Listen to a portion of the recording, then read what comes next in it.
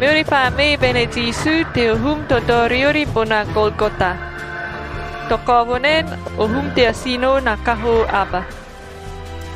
Meori pa butara te awa gagabari bona wain vai to verete meori bono marafin. Ore wa gunaha bona kamis vai to hara vai rohone. Eowehe na goe te agaga. Mea taupuana pa niri ni bari te onono taparom. Meori pa kirikiri bona maamaru tewe, e uri hei paku bono pira e vasu.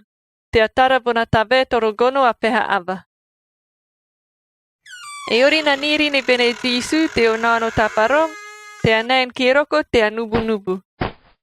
E uri na kino bona pusuna mate te Jisu te onono taparom. Na kino wen, e king te ataju.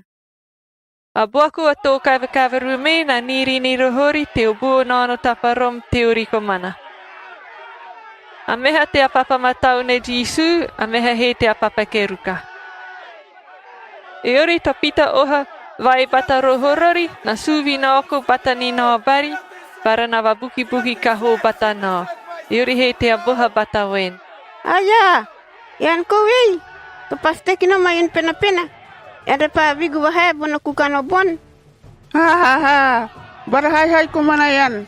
Guna hakahima o nono taparom. Atau wa me te o pris para o sisi a wate alo me na paku o te ibona. Na pihan bari, me ori pa wasuso e bata wen. Na watagaya ko ari na bona meho aba. Ewe he saka antehana te watagaya ko mana benewe.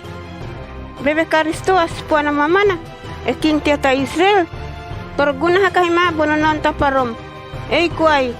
Yara retara eva mana. Abua tō kawakawaru vai me to patehana vai me rohorori bari, na moroko wa hata ni bene Jisu.